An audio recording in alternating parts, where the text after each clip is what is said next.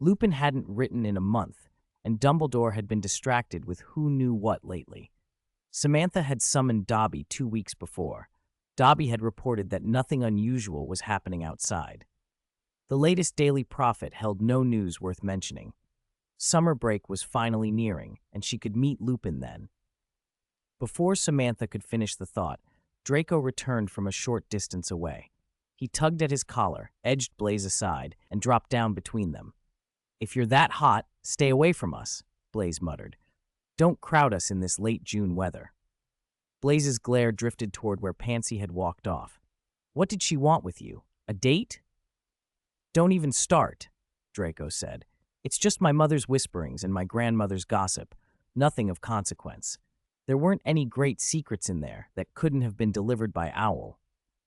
"Maybe she just wanted an excuse to talk to you," Samantha suggested. She knew exactly what her roommate was thinking. "You're right," Draco admitted. "She asked about the birthday party and whether I'd invite her to dance at the ball. My first proper ball, apparently." He slumped against the trunk of the tree, looking uncomfortably put upon. Out of the corner of his eye, he saw Harry Potter and his 2 friends hurrying by, not far off. Where are they going? He wondered aloud. Blaise watched as the trio ran toward Hagrid's hut, and then, not long after, bolted back toward the castle in a state of panic. Draco grinned with malicious relish. "Maybe Hagrid's adopted another dragon and is keeping it under Potter's bed," he said. "Or perhaps Weasley will go back to find his trunk turned to charred refuse, though even if he loses everything, it wouldn't amount to more than 5 nuts. Aren't you going to follow them and see? Maybe you can report back?" Blaise suggested casually. "I don't have time for that," Draco scoffed. "You're just trying to send me away so you can talk to her alone. Don't even think about it. My father says a girl's reputation before marriage is very important. I don't see how a conversation in the open would damage her reputation," Blaise said. "Some people are still fussing about the social ball, though." "Could you two be quiet for 5 minutes?" Samantha interrupted. Her head throbbed.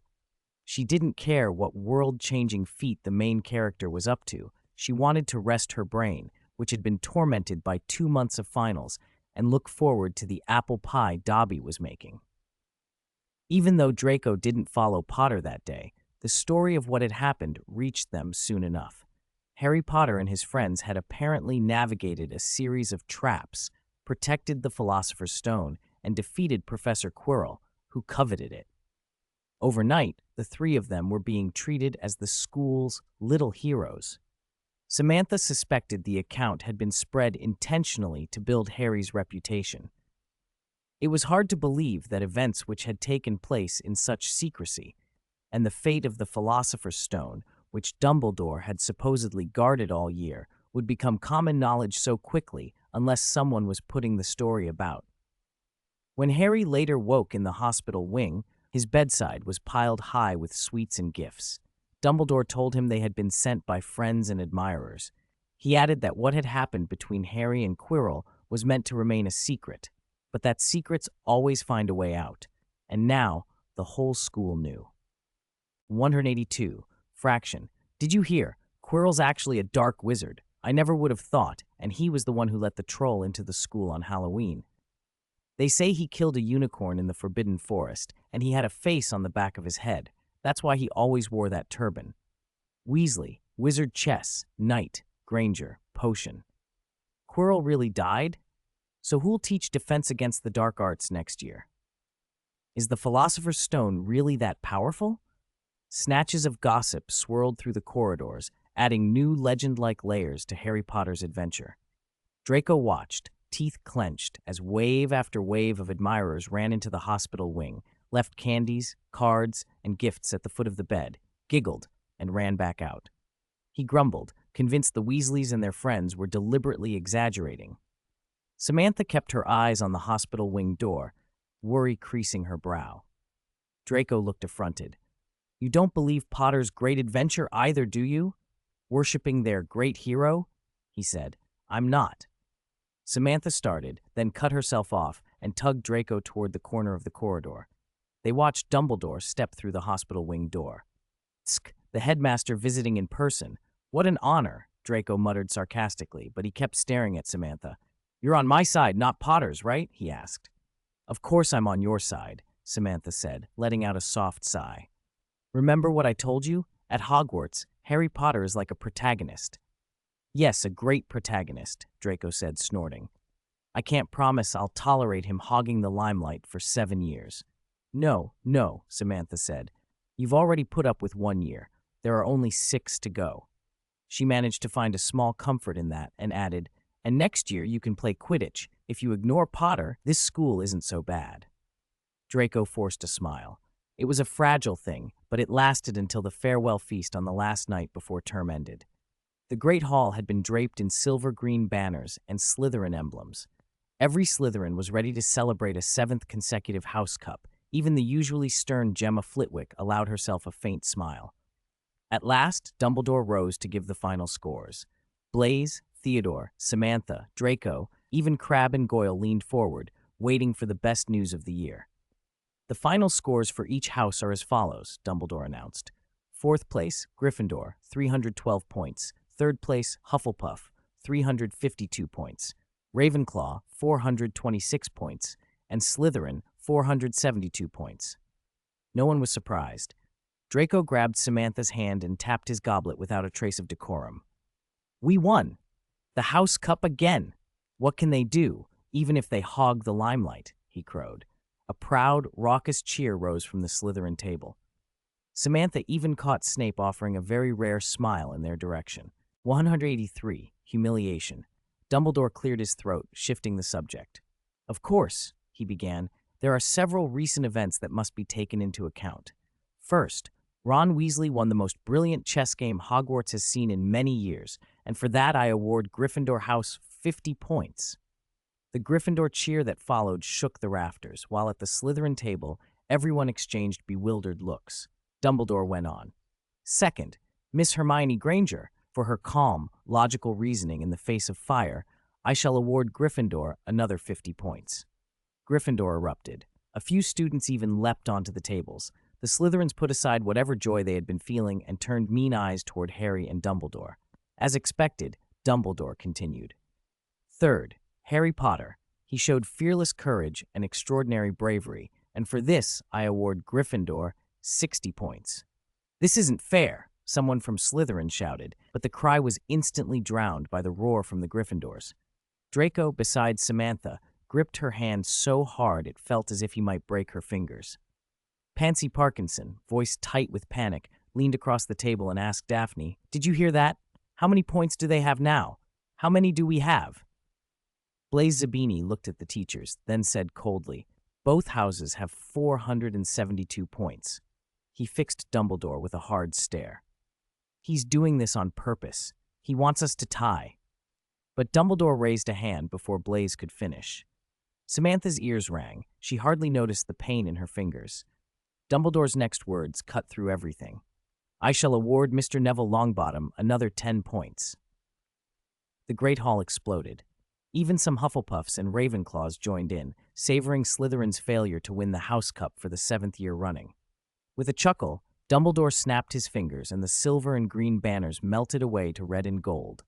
The enormous Slytherin serpent disappeared, and in its place, a magnificent Gryffindor lion roared to life. It seemed as if the whole castle celebrated, while the Slytherin table sat there, stunned and incongruous. Samantha watched Snape rise from behind the table and force himself to shake Professor McGonagall's hand, surrendering an honor they had believed was theirs. Faces along the long table were pale, humiliated, or angry. Even Gemma Flitwick had a sheen in her eyes. She bit her lip until the skin strained, refusing to cry in public. Blaise's cold laugh cut through the stunned silence. He pushed his plate toward the center of the table. "Why bother with the House Point hourglasses at all?" he sneered, "when you could just glue the House Cup to Potter's forehead." Theodore Knott, expression sour, pushed his plate away as well. "This feast has lost its taste," he said. 184. Injustice. Let's go. Draco pulled Samantha to her feet without a word. Before they could step out from behind the bench, Gemma Flitwick slammed her hand on the table. "Everyone, sit down," Gemma commanded. "Gemma, you heard how unfair this is. Look at their faces. Pansy Parkinson shrieked. From the Gryffindor end of the hall, there was still noise, laughter, shouting, even roars of celebration. The Slytherin protest went almost completely unnoticed. They had to shout just to be heard. "Are we really going to let them say Slytherin can't lose?" Gemma demanded, pointing toward Snape at the staff table. "The headmaster is still sitting there. If you all leave like this, he'll be truly embarrassed today. Do you think walking straight out is the best protest?" She reached out and pressed down on Crabbe's shoulder, somehow finding the strength to force him back into his seat. "Others won't think you're proud. They'll think you ran away with your tails between your legs. So we're just going to stand here and watch the house cup be handed directly to Potter?" Draco said angrily.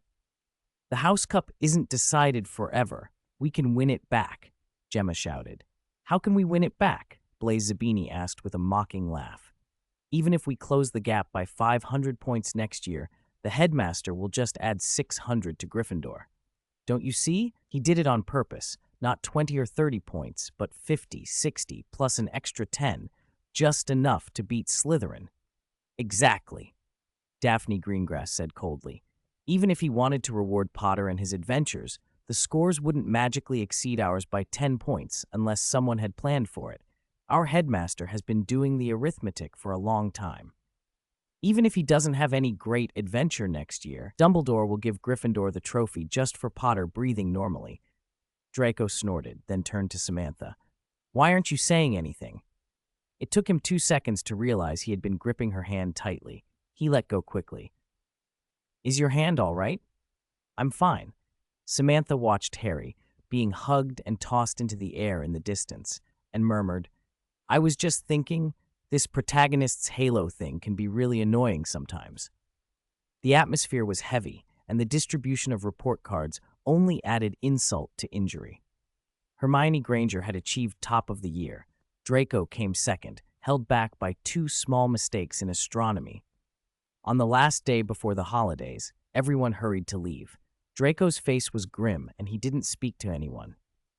Samantha clutched the notice forbidding them to use magic over the holidays, tried to sort luggage for the train and arrange care for their pets, and even forgot to read the Daily Prophet that day. Author's note: when people take different positions, they see events differently, and their attitudes will naturally differ. Everyone has their reasons. Each character's personality, age, background, and reactions will vary. There is no single correct answer here, so please avoid harshly criticizing the characters or engaging in unnecessary arguments. Author: this is the 4th chapter of UT's Extra Update, Author 4-5, 185, Leaving School, bonus chapter. Stop making that face. Samantha doesn't owe you anything. Blaise Zabini squeezed into the compartment and took the last empty seat. Crabbe and Goyle sat opposite, nibbling chocolate chip cookies, careful not to drop too many crumbs because of Draco's sour mood. "Second place in the exam?" Blaise teased. "Worried you won't be able to explain it at home?" "Your grades aren't even as good as mine," Draco snapped. "Who made you the lecturer?" He glared, stood up, and reached across to help Samantha lift her guinea pig cage down from the luggage rack. She couldn't quite reach it herself. "I didn't even try my best," he muttered as he passed it back to her. "Besides, Mother doesn't demand things like that." Blaise, unperturbed, pulled a chocolate frog from his pocket and offered it to Samantha. "Special edition, marshmallow apple jam filling." "Ugh, that sounds ghastly," Samantha said. Draco pushed the window up with an irritated jab. A cool, grassy wind rushed in. Outside, the countryside rolled by, green meadows, grazing cows and sheep, and scattered villages shrinking as the train carried them farther from the castle. "Anyway, the semester's over. Cheer up. You did study hard." Samantha felt a little uneasy, maybe because of Draco's mood, but she tried to reassure him. "Father and Mother might be disappointed for a couple hours, but they must miss you terribly. They won't scold you. Tonight Dobby will make a table full of your favorites, stews and all that. Stewed lamb, lamb chops." "You don't even like lamb," Draco said, surprised. He glanced at her, then idly picked up the small pale yellow guinea pig, Fuzzy, that sat on the central tea table, and fussed with it. The 2 little animals, who usually stayed in their separate dormitories, were oddly attached to each other whenever they met, sharing a single dried carrot between them. The menu at home should change, Draco continued. Tell Dobby to make more chicken and shrimp in future, and apple. Well, thank you very much, future head of the family, Samantha said, pretending to lift her skirt in a mock curtsy. Draco couldn't help the faint, reluctant smile that tugged at his mouth.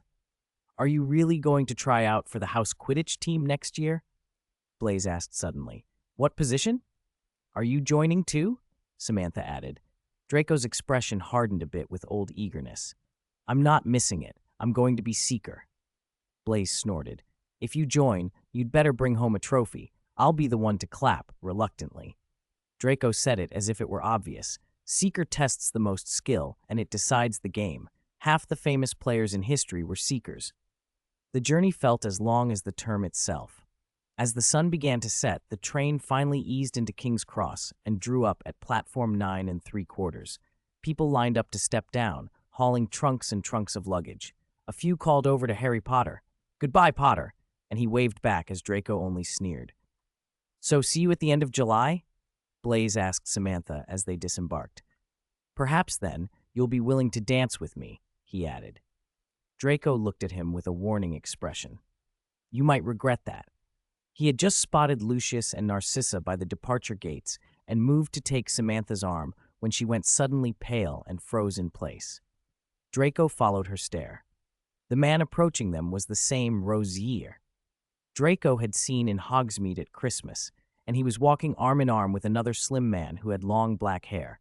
186, Release from Prison 1, Remus Lupin's Perspective.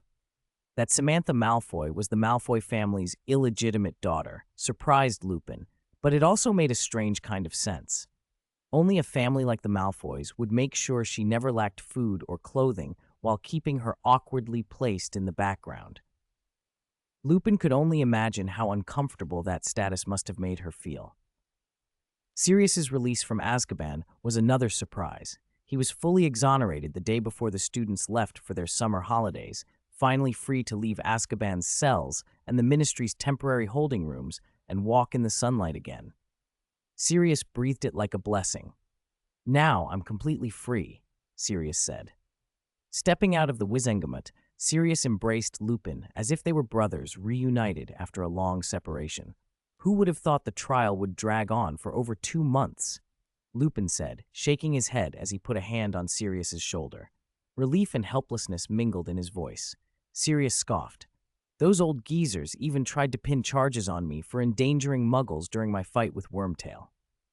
I've been locked up in Azkaban for years for nothing, Sirius went on bitterly. Whatever they tried to tack on after, it's paid off now. And Dumbledore. I need to write to Samantha immediately. Lupin interrupted, impatience bright in his tone. You kept saying things were uncertain and worrying she'd be disappointed, and you wouldn't let me tell her about the progress. Now I can tell her, right?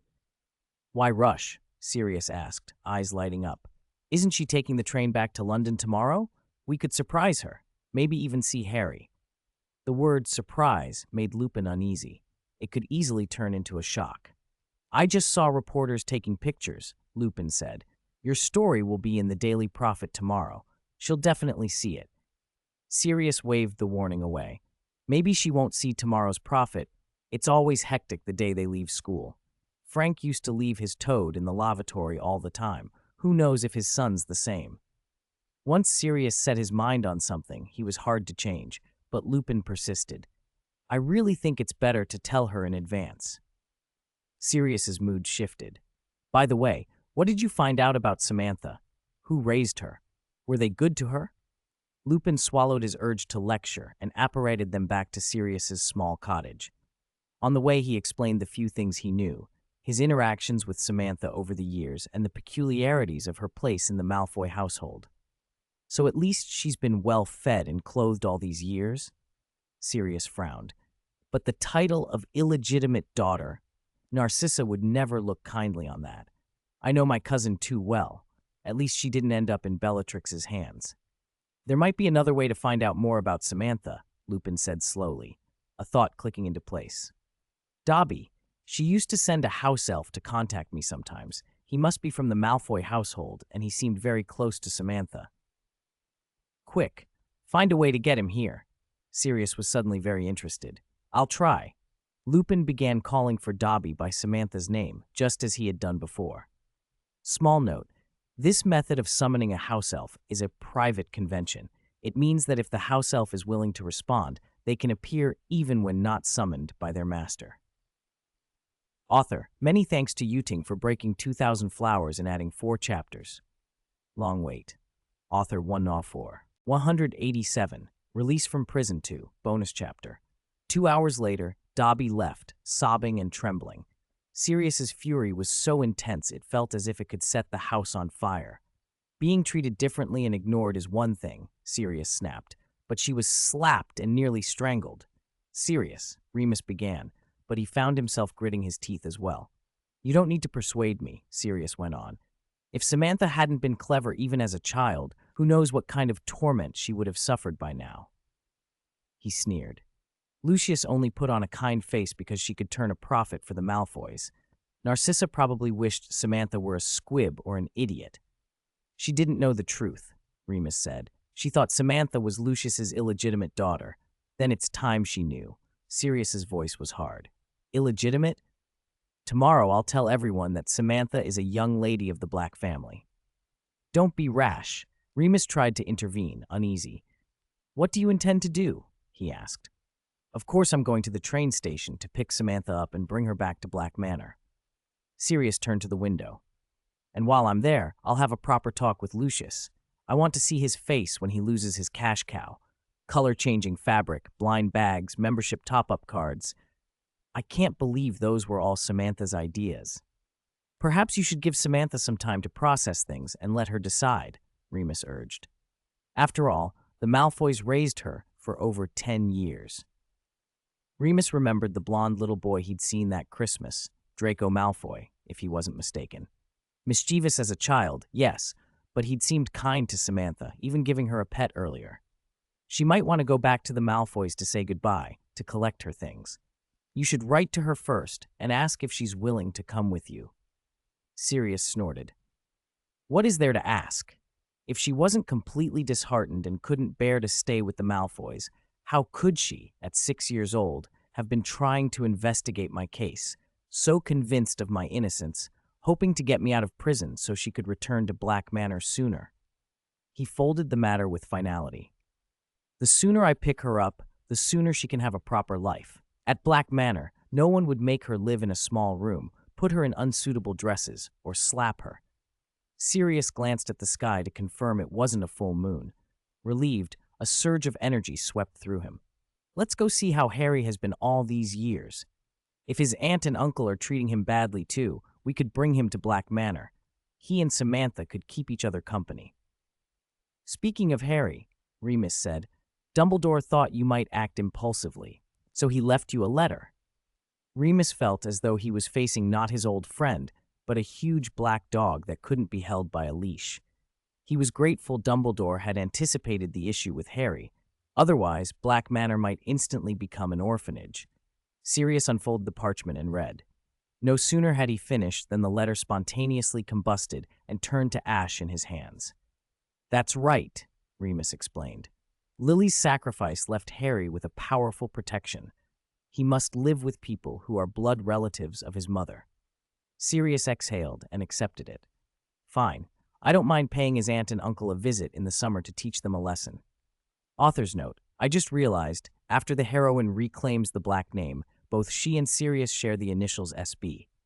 Also, for anyone wondering why Sirius's initials aren't XB, his name is Sirius. This is the second bonus chapter added for Yuting. 2-4, 188, Platform 1, returning to King's Cross Station. Samantha, come here. Aren't you happy to see me? Sirius Black smiled and opened his arms to Samantha, but she didn't rush into them the way he expected. Little Malfoy beside her even stepped forward to pull her back 2 paces. Who are you? What do you want? Who let you call her by her name? Draco demanded. Although he was nervous, Draco tried to straighten his back and reached out an arm to shield Samantha. He had heard stories about perverts who lured away little girls. Judging by the man's wild eyes, hollowed cheeks, long black hair, and the tattoos visible at his wrists and throat, he suspected this could be one of them. He scanned the crowd for help. Fortunately, Lucius and Narcissa were already hurrying over, having seen two men surrounding their child. "What's going on here?" Lucius said, slipping an arm around Draco's shoulders and pulling his son behind him. Narcissa suddenly covered her mouth. "You are serious," she breathed. "Of course it's me, cousin," Sirius began, giving an ambiguous smile. "How did you get out of Azkaban?" Lucius snapped, holding his snake-headed cane at the ready. His wand was concealed within it. The growing commotion drew attention. Many heads turned toward them. "Walked out, of course. Or rather, I was politely invited out," Sirius said, already prepared. He unfolded that morning's Daily Prophet for all to see. The front page screamed the headline, "Sirius Black Acquitted." Whispers swelled through the crowd. Sirius seemed to relish the attention and even waved to the onlookers. Narcissa's expression was still one of stunned disbelief. "Well, it's good you're free," she managed. She glanced at Lucius, uncertain how to address a cousin they hadn't spoken to in years. Since Sirius had been sorted into Gryffindor, the Black and Malfoy families had barely interacted. "Today isn't a good time. Don't make a scene here. I'll go to the old house in a few days," she added awkwardly. No, cousin. I'm not here to see you today," Sirius said, his smile widening. He shot a long look at Samantha. She stood rooted, too stunned to answer. Sirius assumed she was flustered and pressed on. "I'm here to take Samantha home." "Sirius," Remus Lupin started, moving to interrupt, but the words caught in his throat. Lucius seemed to register the revelation like a bad radio signal. "What are you planning to do?" he asked, voice cold. "Mr. Black!" Samantha finally found her voice.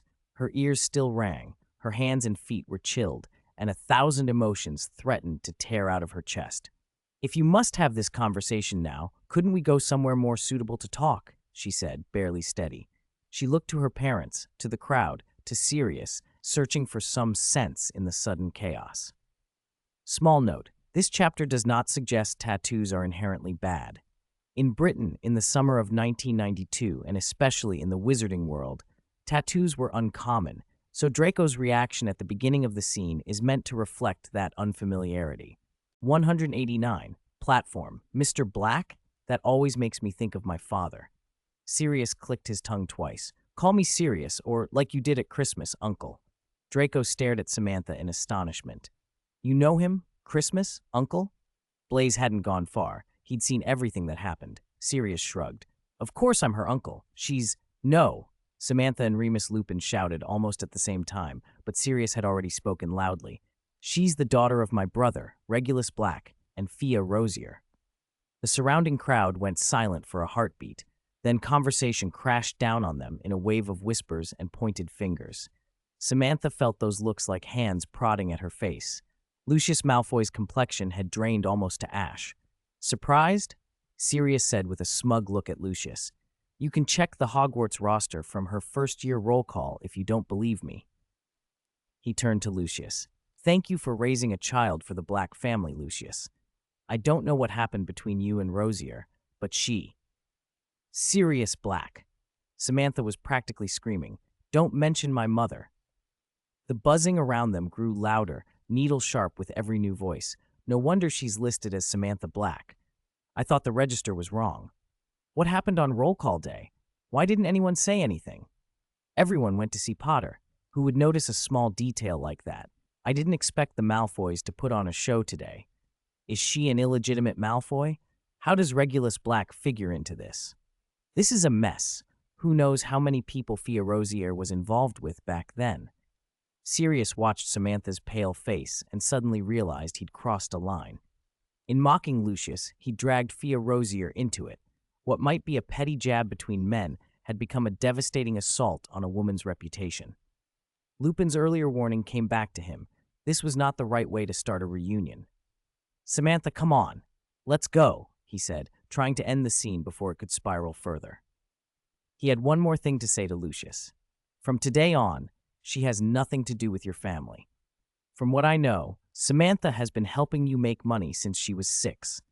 The profits you made selling those color-changing fabrics could have raised 10 of her, and the allowance you give her each month is pitiful compared to what your son gets." Author's note: Samantha only wanted to leave the Malfoys quietly. She never intended to bring them shame or turn her mother into gossip. Draco was still there, watching. With so many eyes on them, exposing family secrets wouldn't be moving. It would only be humiliating. Being a black wouldn't earn her respect. People would point and gossip about her, Fia, Regulus, and the Malfoys, turning them into after-dinner entertainment. She had planned to leave the Malfoys after Sirius was out of prison and even had explanations ready for the public. She just hadn't expected Sirius to be so blunt. 190. Platform 3. Sirius strode forward, looping his arm around Samantha's shoulders as if to apparate them away immediately. Lupin caught his arm. "Sirius, you should at least ask Samantha if there's anything she needs to collect from the Malfoys," he began. Sirius glanced at the blonde boy from the Malfoy family, then at Samantha, and sighed inwardly. "I can buy her the newest and best of everything," he scoffed. "Those old things can just be thrown away." He sounded disdainful, but he didn't leave at once. He lowered his head and gave Samantha a searching look. Samantha tried to think what she might need to go back for. Clothes and dresses, those were bought by the Malfoys. It wouldn't matter if she left them. The newspaper clippings stashed under the bed were hidden well and probably wouldn't be discovered anytime soon. Dobby, she couldn't take him with her. She would have to find another way. There wasn't much else. Instinct pulled her eyes to Draco, but his gaze was strange and unreadable. "You knew about all this a long time ago," he asked, his lips trembling. Samantha wanted to deny it, but she couldn't. She only watched as the last glimmer of hope vanished from those gray eyes. "Liar!" Draco spat. A sheen of moisture flashed in his eyes. He took a stiff half-step backward. "Liar!" "Draco, let's go," Lucius said, laying a hand on his son's shoulder. He could no longer remain on the platform under the curious eyes of the crowd. "Mr. Malfoy," Samantha called, forcing herself not to look at Draco and concentrating on salvaging the moment. "Thank you for agreeing to take me in and raise me 12 years ago, at the request of my father, Regulus, and my mother, Fia Rosier," she said loudly, deliberately. "And you, madam, you are my father's cousin, which is why my father felt he could entrust me to you both." She spoke on purpose so people would hear. The Black family's situation was complicated then, and the Rosier line had died out. I had no elders to rely on, so my parents could only entrust me to the Malfoys. For all these years, you have taken great pains on my behalf, even risking your reputation to give me a Malfoy identity. I am very grateful.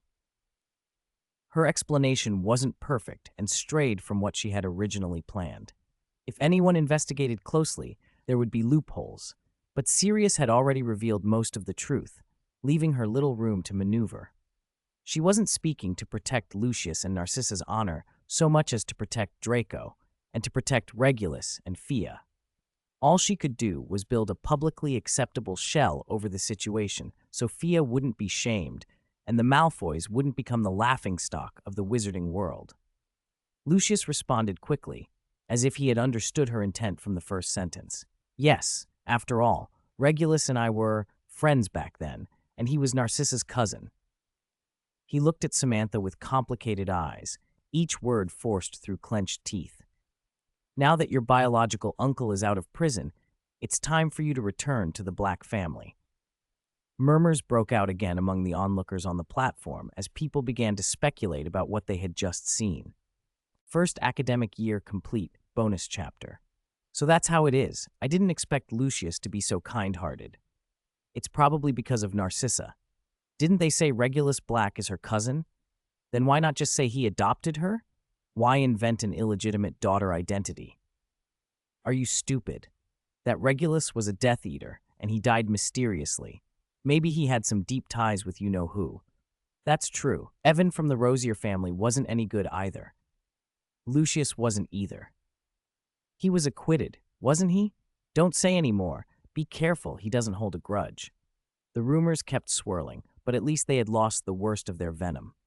Samantha looked at Lucius and reached out to slide the Malfoy family crest ring from her finger. "This is for you, Mr. Malfoy," she murmured, her lips barely moving, and then leaned close to add, "Don't throw it away. They're all watching." "You're very good, Samantha Black. I underestimated you, and I underestimated your mother." Lucius watched her, his voice low and teeth clenched. "Of course you underestimated her," Sirius snorted, stepping forward and looping an arm around Samantha's shoulder. "Let's go." Sirius tugged her along. She turned halfway, about to apparate, and sent one last look toward Draco. He had his head turned toward the train and wasn't looking at her at all. A moment of dizziness and that familiar constriction washed over her. Then her feet were on solid ground again. Sirius's arm remained draped around her shoulder. Lupin materialized almost immediately behind them, not far away. Samantha realized belatedly that she was still holding something. Looking down, she saw she hadn't brought her own trunks. She had the guinea pig's cage. The pet looked none the worse for apparition, still asleep with a half-chewed stalk of alfalfa between its teeth. They stood in a muggle square. The sun had slipped below the horizon, and streetlights cast warm, yellow circles on the pavement. On the corner diagonally across the way hung a blurred street sign. All she could make out was a string of letters that began with G. "I'd planned to come early and tidy up," Sirius said tentatively, "but I think I should open this door with you." He could tell Samantha wasn't thrilled by his sudden visit. His earlier behavior had caused enough trouble. She followed the direction of his pointing finger and saw a scratched, black-painted door. The silver doorknob was shaped like a coiled snake. There was no keyhole, no mailbox. Above it hung a brass number plate, 12 Grimald Place. The building rose straight up for 5 or 6 stories. "This is the Black Manor," Sirius said, voice softer now, "where your father, Regulus, and I grew up." Small note: 1. At this time, the Black Manor had not yet been placed under the Fidelius charm, so wizards could see it directly, though muggles could not. In the original story, it was only fully hidden by the charm after Sirius donated it to the Order of the Phoenix. Therefore, the bit about the house squeezed in between numbers 11 and 13 is omitted here. 2. As a tribute to the original work, each school year ends on the platform. The next chapter will be the start of the second school year. Author: this is the 3rd bonus chapter for Yuting. 3 fours, 192, go home. "I can't believe I have to say that word again," Sirius muttered. He drew his wand and tapped the snake-shaped doorknob, whispering, "Toujours pour." The silver serpent's eyes flickered in the night, and the black lacquered door swung open with a clatter of metal chains. Samantha inhaled, intending to take in the place where Regulus had grown up, but instead she drew in a great cloud of dust. A thick, musty, choking smell, with floating grit and old dirt, poured out of the house and covered them head to toe. The 3 of them stood in the doorway, coughing until Lupin and Sirius improvised 3 or 5 cleaning charms and the air cleared enough to see. Tears from coughing still clung to Samantha's lashes. Her chest felt tight and itchy, and dust coated her clothes. Any sentiment about going home, any feeling at all, vanished the moment the door opened. "Damn it," Sirius grumbled. "I hope that old creature hasn't rotted away in some fireplace." Sirius went in first and touched something. A row of wall lamps sputtered and came to life. Samantha followed, feeling less like she was going home and more like she was exploring a haunted house. As Lupin gently shut the main door behind them, they stepped fully out of the Muggle street and into some other, older world. The building looked as if it had been abandoned for years. A long, dark corridor was covered in a moth-eaten, torn carpet. Chandeliers sagged with cobwebs and could no longer be lit. Countless old picture frames were nailed to damaged wallpaper, so smeared with grime it was almost impossible to tell what had once been inside them. Their arrival seemed to have disturbed whatever slept in the old house. Samantha kept hearing faint, indistinct sounds, as if 100 unseen eyes were watching these 3 unwelcome visitors.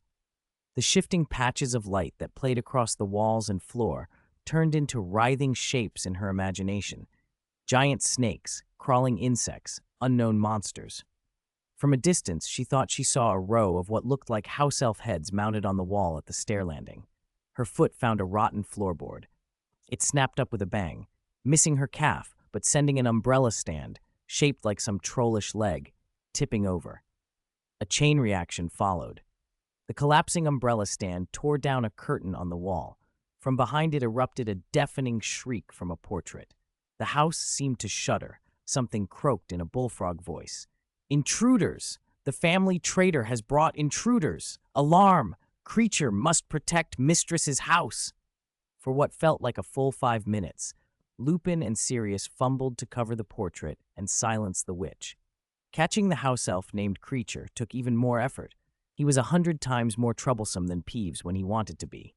Samantha had to yell at Sirius to order him to stop, which was the only thing that kept her guinea pig's cage from being tossed into a pot of boiling water. Small note, toujours pur means always pure. Similar to the Malfoy family's Sanctimonia Vince Semper, purity will always conquer, both are inscriptions on family crests emphasizing pureblood status. The Malfoy family's is in Latin, the Black family's is in French. 193. Tapestry Creature sneered.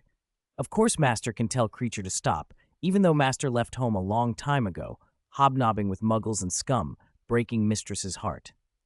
A look of disgust creased the old house elf's face. He spat a thick wad of phlegm onto the flagstones, which landed dangerously close to Samantha's shoelace. He pretended to whisper, but everyone heard him loud as could be. What a disgrace! Creature's current master has become an outcast. Sirius Black rolled his eyes. And now you've met the family lunatic. A messy curl of his hair stuck damply to his forehead with sweat and dust, making him look even more disheveled. He pointed again toward the portrait-covered wall. And my mother, your grandmother, Walburga Black. My grandmother? Samantha's mouth went dry.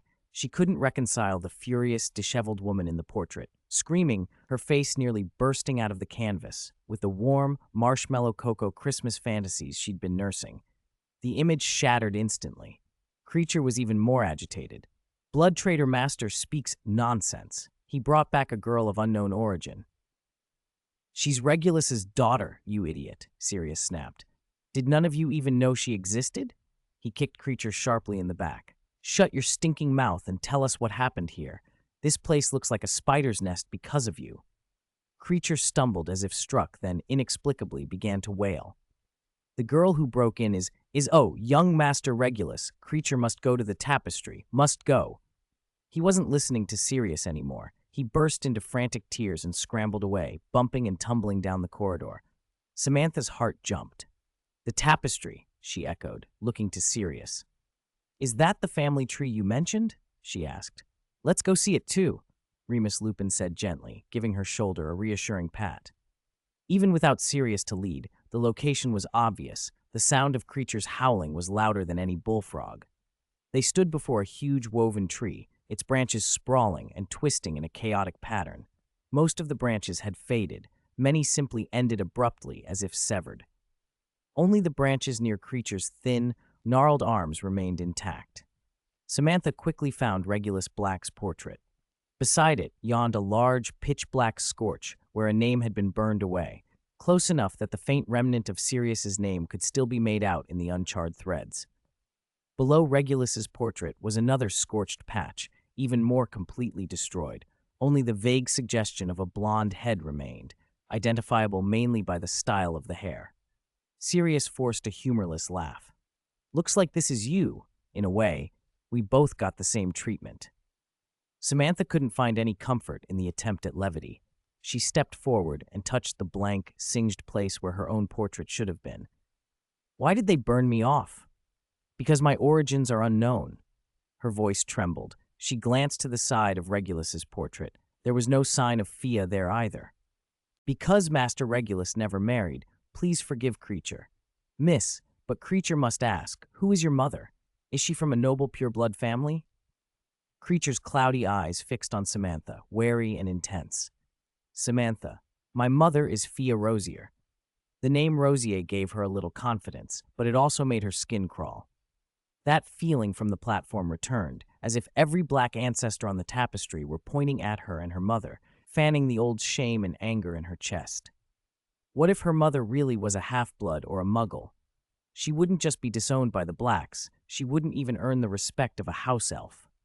Creature, oh my goodness, Creature knew it. Creature knew it. Master Regulus's daughter must be a noble pure-blood miss. Tears and snot poured from the house elf at once, streaming down his wrinkled cheeks and blunt nose. He sobbed so hard he could barely get words out. He rolled on the floor, banged his head against the wall, and deliberately bent his own thin fingers back until his joints cracked.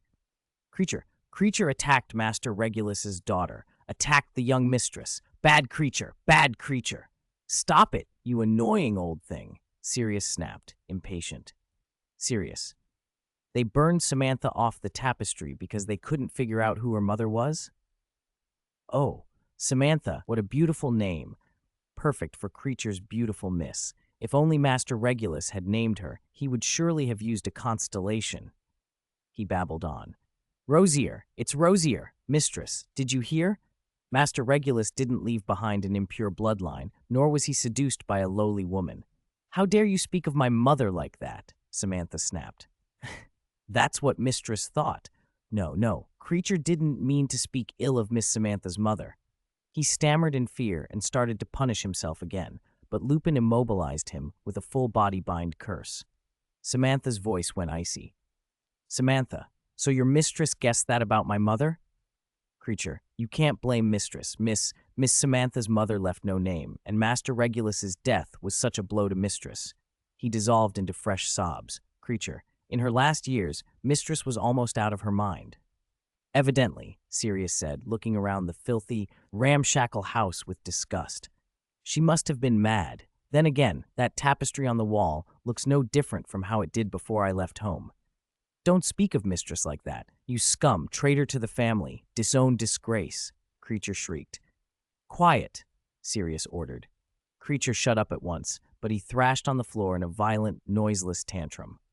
Samantha, I think the introductions can come to an end. She cast one last glance at the tapestry on the wall, and for a moment she missed Dobby even more. 195, Bloodline, bonus chapter. It turned out Creature was certainly not too old to work. If he wanted to, he could have the house in order in the blink of an eye. Half an hour later, Samantha, Sirius, and Lupin sat on opposite sides of the long table, staring at the silver candlesticks and cutlery on the pristine white lace tablecloth, and at the spread of kidney pies, roasted quails, honey-glazed chicken, and cheese risotto, and at each other. There was no trace of stale, damp mustiness or dust in the air. Instead, there was a faint, fresh scent of flowers and fruit. The mottled wallpaper had been completely renovated, not a cobweb hung from the chandelier, and the curtains looked as if they had just been bought. Even the banister had been waxed. Samantha was convinced someone could slide from the 5th floor to the 1st. Creature stood by the table, hands clasped, watching Samantha with a cautious, expectant look. Creature made dinner for Miss Samantha, he announced. Creature is willing to serve Master Regulus's noble, pure-blood daughter. He forced his gaze to the floor and, in a louder, emphatic voice, added, Creature can only recognize Miss Samantha as his mistress. Creature does not want to serve a traitor to the family.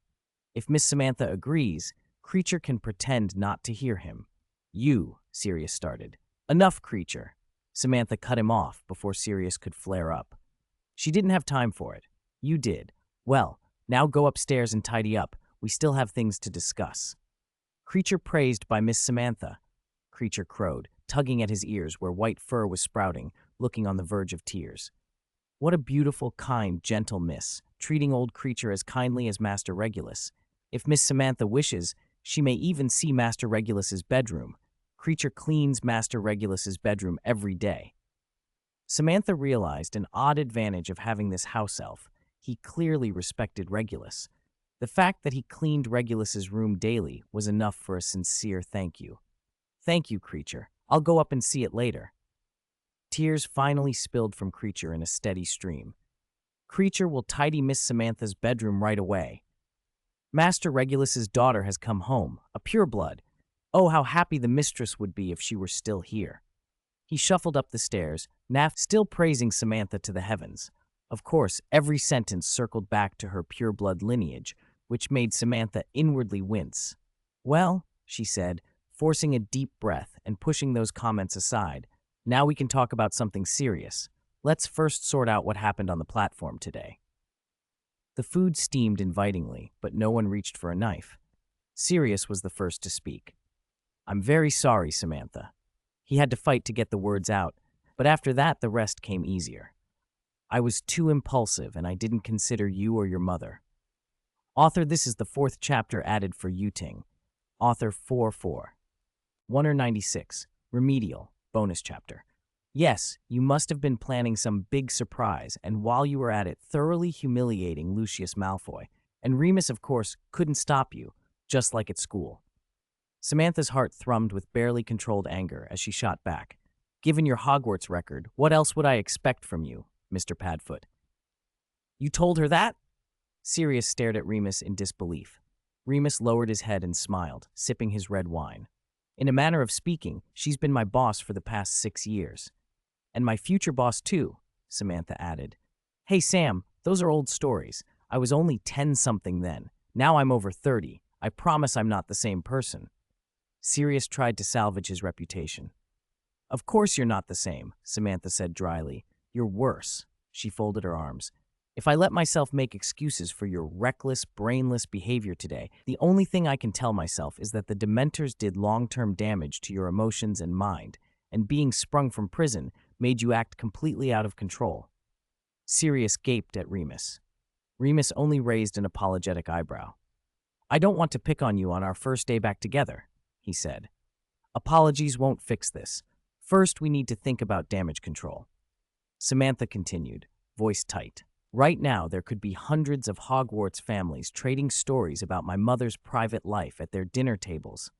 I don't want this spreading through the entire British wizarding community by tomorrow. Samantha, I'm really sorry, but I don't think the Ministry will authorize memory charms for that many people, Sirius began. For Merlin's sake. Samantha almost laughed with anger. What I mean is, you should publish a statement in the Daily Prophet in the Black family's name. Remus nodded quickly. If we smooth this over now, we might still make tomorrow morning's edition of the Prophet. It would also let the wizarding world know that Samantha has returned to the Black family, killing 2 birds with 1 stone. He looked at Samantha as he spoke. We can use the excuse you gave on the platform earlier. Say that Regulus and your mother entrusted you to the Malfoys back then. That's the only viable explanation. Samantha agreed. Keep it vague and short. The less detail, the fewer loopholes people can poke at. I'll come with you, Sirius and Remus said together, standing.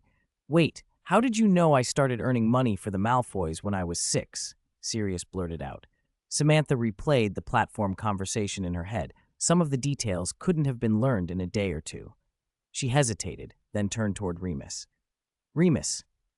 We asked Dobby, Remus admitted. I found a way to summon him, and then… You two, Samantha could hardly contain herself. Do you think Lucius Malfoy wouldn't notice the kinds of things I can imagine? If he found out you summoned Dobby, do you know how he would punish him? Author's note. Many thanks to Pei Yuxi for reaching 500 flowers. Here's an extra chapter. Sorry for the wait. 197, Apple, bonus chapter. Sirius Black tried to lighten the mood. Samantha, don't worry so much. It's only a house elf. That only made Samantha angrier. If you know so much about my time with the Malfoys, you'd know I was practically raised by Dobby. He isn't a servant to be ordered around. Remus Lupin held up his hands. Calm down, Samantha. It was an oversight on our part, but I doubt Lucius Malfoy will even be thinking about Dobby right now. He's probably still wrapped up in the platform incident. If you really want to make amends for today, do one thing for me.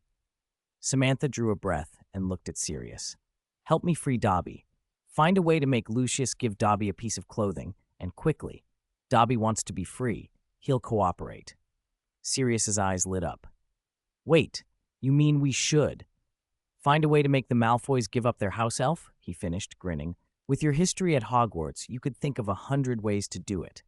You truly are my niece, Sirius said, delighted. Why didn't I think of this before? Just imagine, Lucius Malfoy ironing his own robes. I almost want to start tonight. Ahem, Lupin interjected. I think Samantha's main intention is to rescue Dobby. He gave Sirius a helpless look. Come on, we need to get to the Daily Prophet office. When we get back, I'll show you upstairs, Sirius said, still buzzing. Samantha picked up her coat. It's all right. Creature can show me to my room. She hesitated, then added, if you're going to play tricks to free Dobby, don't involve Draco Malfoy. Quiet returned to Black Manor. Samantha stared at her barely touched dinner and felt no appetite. Creature, having returned at some unknown moment, glanced at the table and immediately began to wail. Miss Samantha does not like Creature's food. It is all Creature's fault. Creature will burn his hands upon the stove. All right, quiet, Samantha said. Creature fell silent and retreated to a corner, shrinking into himself. Samantha sighed and had to call him back. I just don't feel like eating, she explained. It's not that your food isn't good. What does Miss Samantha wish to eat? Creature can make it, he offered timidly. An apple, she whispered. At the sound, the guinea pig in its cage, Draco's Christmas gift, thought she was calling it. It rolled over, propped its tiny paws on the edge of the cage, and watched her with its beady black eyes. I'm not calling you, you little silly, Samantha said, laughing softly. She slipped a finger through the bars and stroked the cow-colored spots along its back. Now, perhaps, the only thing left that tied her to the Malfoy family was this small animal, Draco's present to her. Author's note. Many thanks to Wen Qingning for becoming a member and adding an extra chapter. Sorry for the wait. 198. Father. Miss Samantha likes apples, apple pie, apple pudding, apple jam tarts. Creature can make them all. After he finished speaking proudly, he muttered again in a softer voice. Creature heard Miss Samantha and the trader master's words. Miss Samantha doesn't need other house elves to take care of her. Creature can do it well too. Creature, Dobby has been taking care of me since I was born. I want to get him out of the Malfoy family because the Malfoys often abuse him. That doesn't mean I'm dissatisfied with you, understand? Samantha explained patiently. Creature was to Regulus, perhaps, what Dobby was to her. Facing this house elf who had served her father for years, Samantha, though she didn't particularly like him, couldn't help showing some respect. Samantha, accompany me to my father's room. Perhaps you can tell me about his younger days. Oh dear, what a great honor Miss Samantha has bestowed upon Creature. He trembled with excitement. He led the way with stiff, respectful steps, guiding Samantha up the stairs like a dutiful old butler. Samantha found it hard to ignore the row of house elf heads mounted on the wall. Samantha, these are all Creature's ancestors. He looked even prouder. Whenever they got too old to carry trays, the master would chop off their heads and put them on the wall as decorations. Samantha, don't you think there's anything wrong with that? She forced herself not to gag and hurried past the line of shriveled, fist-sized heads. Here, it is an honor for Creature's family to become the master's decoration. He said it matter-of-factly. Samantha gave up trying to reason with him. Dobby might be stubborn and single-minded at times, but compared to Creature, his thinking was positively normal. They climbed to the top floor. 3 bedrooms lined the corridor. Creature stopped at the door nearest the stairwell and took a deep breath. Creature, this is Master Regulus's room. His hoarse voice sharpened with excitement and trembled. On the door hung an imposing little plaque, 2 lines neatly handwritten in a solemn script, no entry without explicit permission. Regulus Arcturus Black. The bottom edge of the plaque had deep scratches through the paint, clear proof it had hung there for many years. Samantha reached out and touched Regulus's handwriting on the plaque and couldn't help smiling. She could easily imagine that notice was mainly aimed at Sirius. The door was unlocked, or perhaps Creature had already opened it for her. Samantha pushed it and stepped into Regulus's childhood room. It wasn't large, much smaller than Draco's overblown chamber, but it had clearly once been grand. Silver and green drapery, lampshades, and wall coverings turned the space into something like a private Slytherin common room. The black family crest and the motto, "Always Pure," were worked into the bed's headboard, and photographs and newspaper clippings clustered on the wall beside it, taped and worn with time. Author, many thanks to Lu Ningqi for becoming a member and adding an extra chapter. Sorry for the wait. Samantha stepped forward and ignored the newspaper clippings, looking first at the photographs. She already knew the boy in the pictures intimately. Black hair, a slightly cocky look, the same tilt of mouth that made him remind her of Sirius, only thinner and less striking. Creature sighed and pointed with a shaking finger. This is Master Regulus, he said. A low, guttural sob escaped him. He tapped the most recent photo, a group shot of the Slytherin Quidditch team. Regulus sat in the center of the front row in his robes, the snake emblem on his chest, a rare, almost shy smile brightening his face. Did he play Quidditch too? Samantha asked. Of course, Creature replied with fierce pride. Master Regulus was the best seeker, The word seeker landed in her like a stone. Draco's words from the train came back to her suddenly, as if someone had thrown open a window. Of course I want to be a seeker. That's the most skilled position. It can decide the outcome of the game. A strange bitterness flooded her chest. She blinked hard, then turned to the clippings stacked on the bedside table. Almost every scrap of paper, every headline she skimmed, had something to do with Lord Voldemort. Master Regulus once greatly admired the Dark Lord, Creature said, his voice trembling. He seemed eager to get the mention of Voldemort out quickly, as if saying the name made him uncomfortable. He closed his mouth and, with a quick movement, opened the drawer by the bed. Inside were schoolbooks, quills, little tokens, and keepsakes. Creature handled them with the reverence of someone rifling through family heirlooms. "These are Master Regulus's report cards," he murmured, as though reading from memory. "Almost all O's." He held up a stack of papers with a proud, haunted look. "These quills belong to Master Regulus. He was very fond of this dark green one with silver trim. For ink, he used only odorless, pure black from the literati's dwelling." He tapped a small leather box. "And this box holds Master Regulus's limited edition badges from several Quidditch clubs." Samantha watched him. The way Creature smoothed the corners of a paper, turned over a photograph, counted out the badges. His movements were meticulous and almost tender. "You must have had a very close bond with my father," she said quietly. Creature's face softened until it looked almost childlike. "Creature watched Master Regulus grow," he replied. Master Regulus was the kindest person to Creature. His eyes shone wetly. He looked as though he might start crying again.